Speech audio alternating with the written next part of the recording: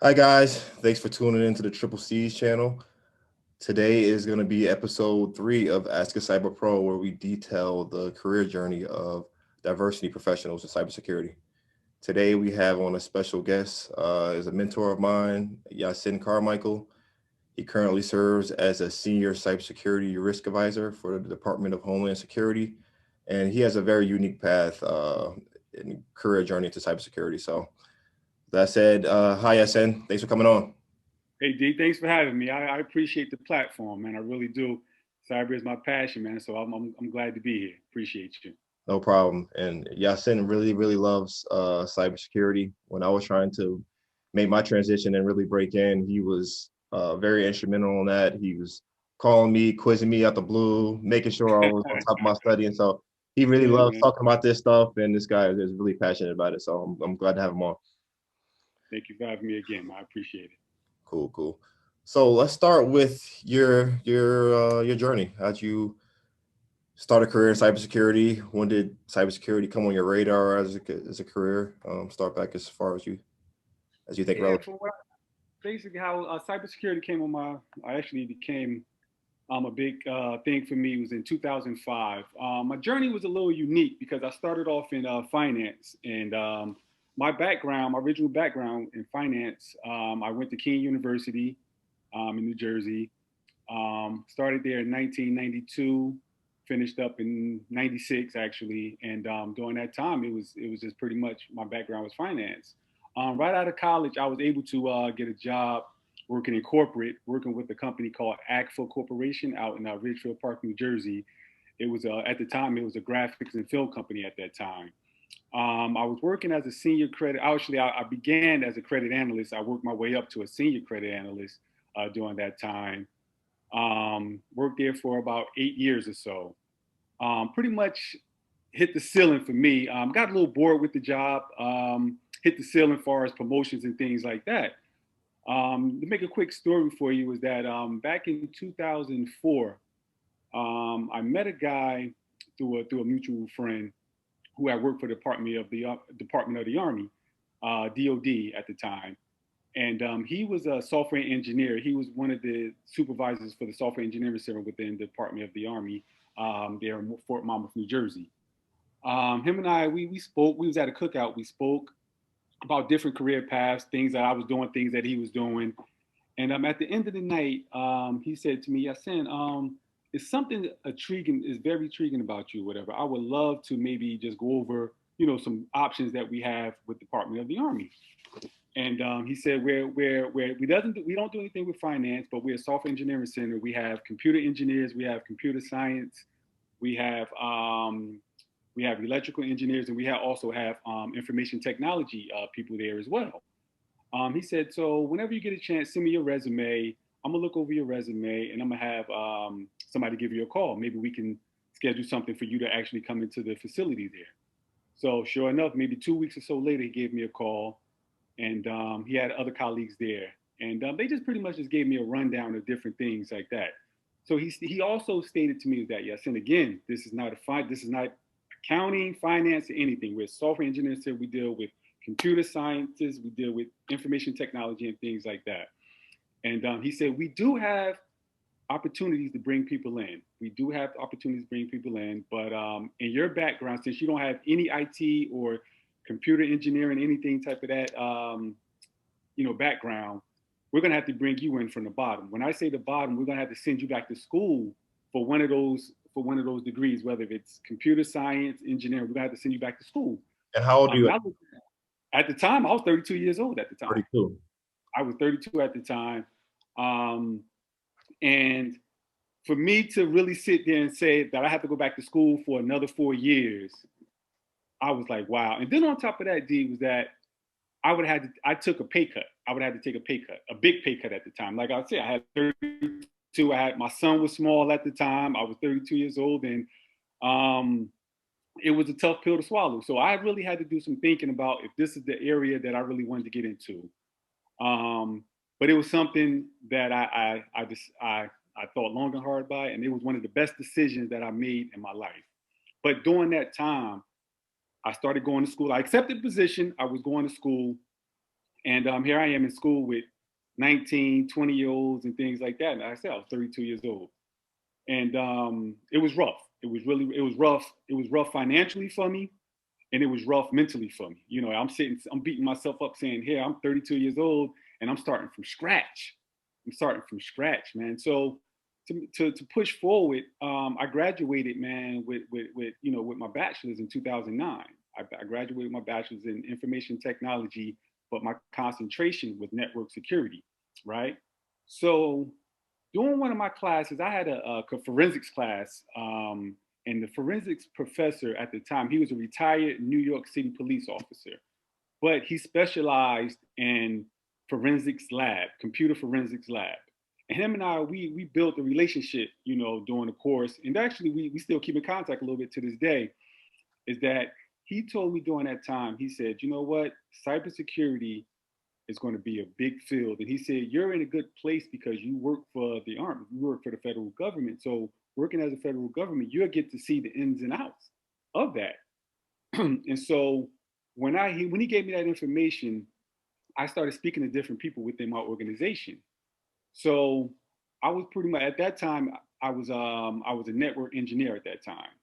So I was working as a network engineer, I was able to build that foundation. I was able to build that foundation. I was asking all different types of questions. I was just speaking to everybody that I can speak to that had some type of technical background. So at that point, I was introduced to a lot of things. I was to configuring routers, just so much information that I was picking up and learning at the same time. And it just wasn't information that I was gaining. I was actually gaining hands-on experience doing the actual work, you know. And so it just furthered my career. And another aspect of it was that my ex-professor, you know, he even invited me out to New York one time, and I was able to go into a forensics lab and see how that whole process worked for the chain of custody and things like that when they're processing cases and things like that, when it deals with, you know, computer fraud and things like that. So another avenue that I decided to go through was looked into computer hacking, computer forensics. Okay. So at that point, when I graduated, I went and got, you know, different certifications. I got to see something called CEH. It's called a Certified Ethical Hacker. I got another certification called Computer Forensics Investigator, CHFI. And so from there, I started learning different tools on how to hack on the offensive end and also on the defensive end, how we can keep people from hacking into the systems. So was from that, there, was that kind of tough for you to, you know, study that material that may oh, be a little absolutely. foreign to you? Like, I, and what do you recommend I, people do? Absolutely, because I mean, like I said, I'm coming from a finance background, so to get thrusted into a thing like that, but I was so hungry to learn and learn to get the information. I studied, went on, you know, just looked at different videos on how to do different things. So that became a passion of mine, man. It became a passion, and one of the things why it became such a passion for me during that time is because it was told to me that I couldn't do it. So that right there pushed me to even go even further because I was told that I couldn't do something. Tell me about that. Huh? Tell me about that. Oh man. It was it's a funny story. I had a couple of friends, I won't mention names at that time, with that I was going back to school, and what I was going back for. And they told me, like, you 30, you're an old man for the most part. Why are you starting all over from scratch? You ain't gonna be able to do that. You coming from a finance degree and you talking about learning how to hack in the systems. You can't do that. You can't do that. That was told to me by so-called friends, people that I still communicate with from time to time. But that was just motivation for me to continue to push forward, you know. And funny thing, just a quick story, I will never forget that same person that told me that I couldn't do that. These are the same people that ask me computer questions to this day. They call me up and ask me different computer questions and things like that. You know, how can I protect myself from, you know, just different things that I do on my phone. You know, they call me up and ask me questions like that. But that was a real push for me to continue to move forward. But also it was a push for me to move forward because at the time I had a small son, and he used to see me, on my grind, man. He used to really see me on my grind. I even picked up a second job, man, during that time, man. Like I was working during the day and going to school, but also too at night, I picked up a second job cleaning floors. Oh wow. Cleaning floors, man. Yeah, I was cleaning floors at night, man, just to make ends meet. Because like I said, the blessed thing about it was that the government was paying for my schooling. They was paying for my schooling, but with my low salary at that time, I had to try to make ends meet because, like I said, I was making a nice certain amount of money in the corporate world, and just to come down to make, to that pay cut, it was a sacrifice. So I had to, continue to, make ends meet at that time.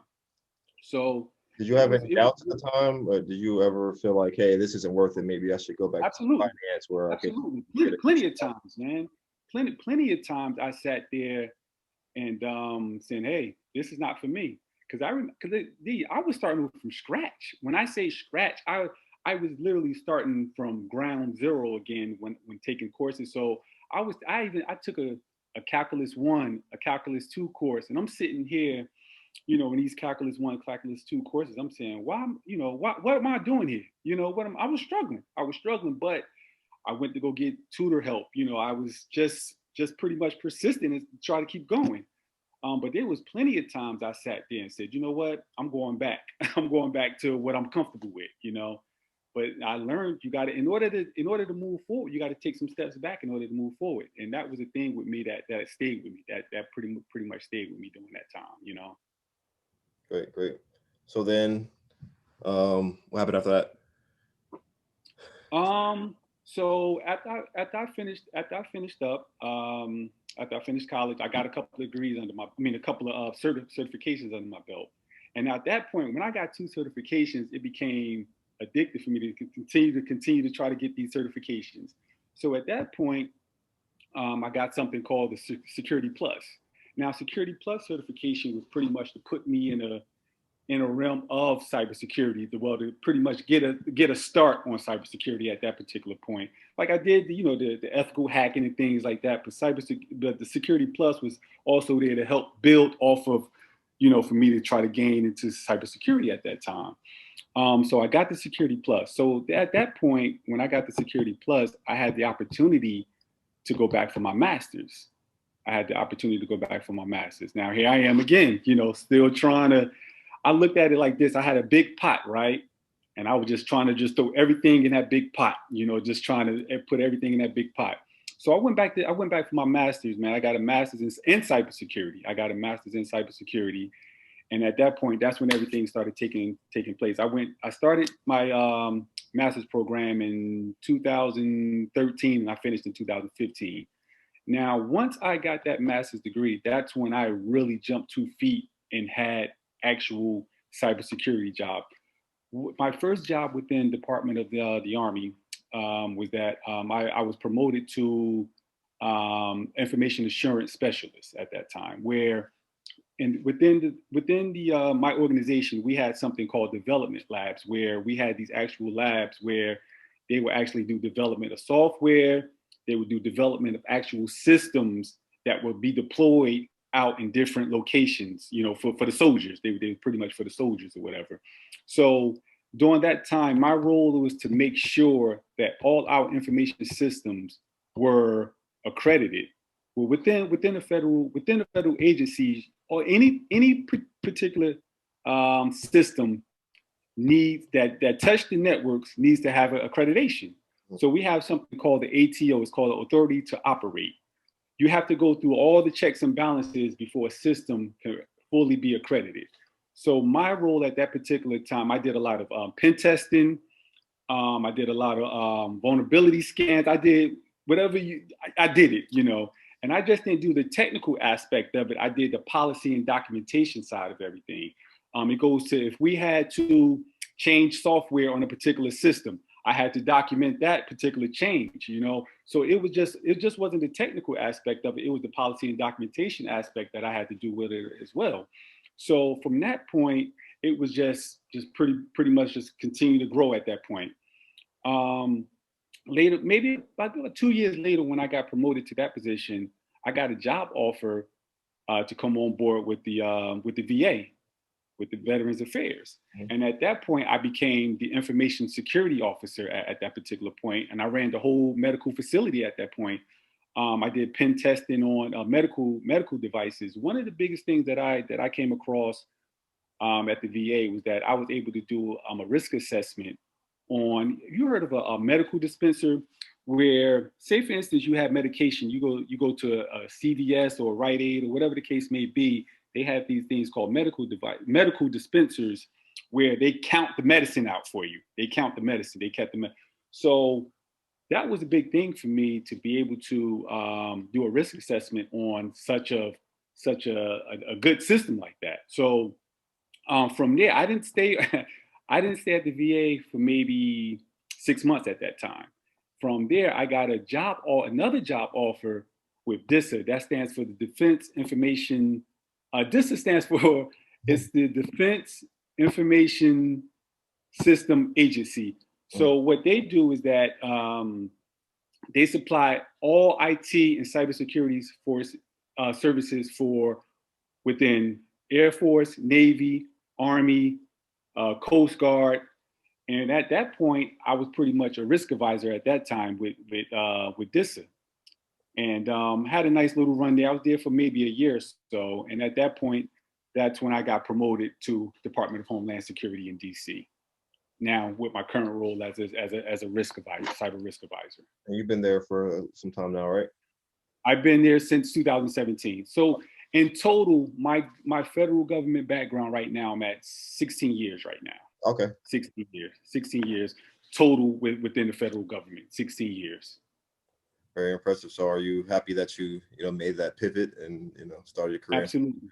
Absolutely. One of the best decisions that I made in my life, man, because it's opened up so many different doors for me, man. It opened up so many different doors. Now I have so many different avenues I can go to. One of my goals right now is I'm still working on to become an entrepreneur. One of the things that I'm really trying to build off is the Carmichael Cybersecurity Agency, where I go to maybe different private sector, government sectors, and provide cybersecurity risk assessments within the government or the private sectors. Another thing that I'm passionate about is really speaking to people that's really trying to get into the cybersecurity field, as far as whether it's certs, whether it's schooling. So it's just so many avenues I can pretty much take cybersecurity, man, because it's something that I'm really passionate about. That was my next question. Just wanted to, you have a background where you got 2 bachelors, a master's, and have a host of certs. What would you recommend somebody do, and what are the pros and cons of each? Okay. So that funny thing you talk about that. About a year ago, there was a young lady that reached out to me. Her son was he was a senior in high school.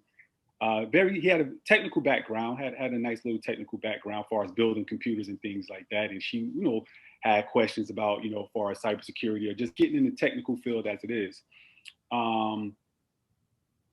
I spoke to the young man. He was really leaning on going to college, but funds was a little low and things like that. I advised his mom is that since he has a really good technical background, I really suggested to her that he focus on certs. The reason why I say that is because with the right cert, especially for an entry-level position, you can do very well for yourself. Prime example, there's a program that I'm working with Geek Squad with Best Buy.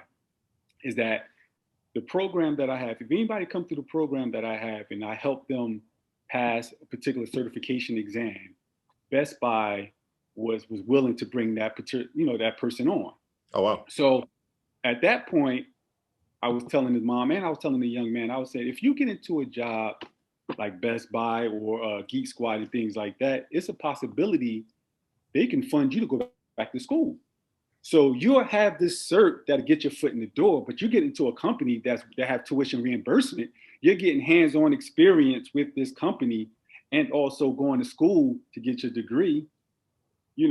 That's a win right there. That's a win. So it really depends on the individual. If I would have known what I known years ago, I probably would have started off at all certs at that time.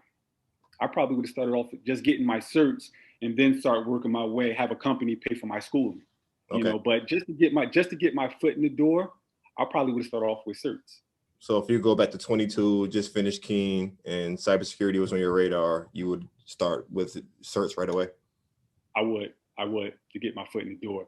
But then to see the con to that is that, okay, I had a guy that I worked with that was he was in the computer lab, and very technical guy. He had all the technical certs. He had the technical certs like Network Plus, Security Plus, the list goes on. But his problem was that he was unable to move up. He wanted to get up into management, management and things like that. But the problem that held him back was that he was just all technical, Right. and he didn't have the college background to help bring that all together. So I tell everybody now, you will be so marketable if you had that technical aspect along with the education part of it, because you could bring it all together. Right. So eventually, I would say that you would definitely need some type of education, for maybe a bachelor's or a master's degree in it. But for starters, you can always start off with a cert to get your foot in the door at places, and then build off of that. You know. But it definitely helps to at least have some certs. But if you can have the cert and with the degree, you're golden. Gotcha. So you become the love certifications. Can you tell us more about your love for Security Plus and your, what you do in the community as far as helping people prepare for that certification, and how do you make it fun? How do you keep it fresh when studying could be really boring and mundane? See, for me, because right now, currently, I am doing some hours with the local community college, and so the beauty about that for me is that I keep things interested with the students, because I give them my real life experiences that I've done, with different agencies that I work with. So if we come across scenarios in the book, because the study material, it can get redundant, it can get boring. I get that. So to try to make things a little bit more interesting for the students is that I give them that real life experience of what I've done, things that I witnessed, maybe different scenarios that I might even ask them of what they, just give them a thought of what they would do. So just not reading out the book is just also talking to them about real life experience that I've done hands-on and that I experienced within my journey within the federal government doing cybersecurity work. That's it. Now, what challenges have you faced in the field being a person of color? Less opportunities, less room for advancement, people not thinking that you're capable. Have you dealt with any of those? I haven't. But you know why I haven't? Just in my opinion, I think I haven't dealt with that because my mentor, the guy that brought me into the government, Mr. Ray Santiago, rest in peace. He told me when I was going through this journey, when I was having doubts going through this journey about maybe giving up and things like that. He told me, he said, Yasin, you have to do everything in your power where you can't be denied. And that goes with maybe going back to school, getting these certifications, just having all the checks, boom, boom, boom, boom. He said, if you could do that, then you get denied, you know what the problem is. You know what the problem is if you still get denied. Because if you got everything checked, you know what the problem is, So me personally, I haven't had those challenges. So I would say what I would tell the people that's trying to get into the field and things like that, or just in life, man, just try to do the best you can and just try to get to the point where you're checking all the boxes if you can, where you can't be denied, Great advice. Great advice. Another question is, have you ever heard of imposter syndrome? And if you have, then have you dealt with that and how do you cope? I looked up the terminology before, and what I come across of it that imposter syndrome is has a lot to do with fear. Am I right? It has a lot to do with fear and self-doubt. And the thing that I would say that can cope with that is that if you do the work, you put the time in, you do the work, you have nothing to fear. Your work speaks for itself. If you're putting the hours in and that goes not just with cybersecurity, that just goes with life in general. You know, if you're putting the work in and you're putting the time in, there's no need to be. Why would you be scared? That's like if you have if you had an exam, right? If you had an exam, and you know, why would you be fearful of the exam? You know, you did everything possible to prepare for this exam. Why are you afraid? Why? So my thing is that if you put in the work, there is no need to be. There's no need to have fear. No need. Right. Nervousness, I understand, but fear, no. Right. So you just combat that with preparedness. Absolutely. Absolutely. Gotcha. Absolutely. Absolutely. And then my last thing is, do you have any advice, part advice, or recommendations that people do who are trying to break into cybersecurity? Tough, intimidating field. A lot of people think that you have to be a hacker or a coder. You know, what do you say to people that are battling those doubts of breaking in there? What advice can you give them to, you know, keep focused? What I would recommend, and I tell a lot of people this, is that as soon as I ask somebody what do they think IT or cybersecurity, you know, what does it entail? Everybody always saying, oh, you're sitting behind a computer, you're doing this, you're doing that. Yeah, which is true. Some of it is true. But you also have policy and documentation side of cybersecurity. You have policy and documentation. So it's all about finding your niche. It's all about finding your niche within cybersecurity. So remember, IT cybersecurity is so broad.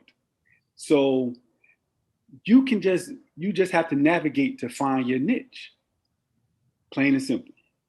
Plain and simple. And it's just not all, cyber is not all technical. So don't be, you know, I have people come to me, oh, I don't have no technical background. I don't have, listen, it's not all technical. You have your pilot, like I keep saying that over and over because people don't really understand that cybersecurity need a lot of policy and documentation folks in this field. Yep. Plain and simple. So don't be afraid. Strongly agree, man. Thank you very much for taking the time today to be on. I think your advice was very valuable and people will really take something away from this interview. If you got anything else to say to the folks, you can say it now. If not, I appreciate the time and hopefully bring you on and maybe episode 100 or episode 200, and got a bigger following. So, absolutely, I would just say to any of your followers that see this and they're trying to get in the field or even in the field, you know, at any time they can always reach out to me. They can send me emails. I'll be having my website out soon, but they can send me an email. My email is Yasin. That's YASIN.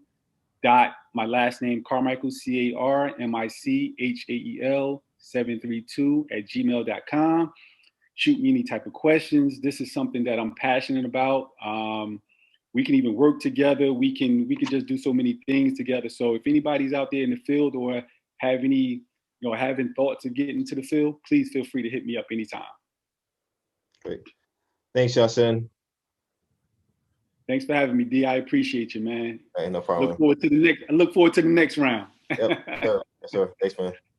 All right, man. Take care now.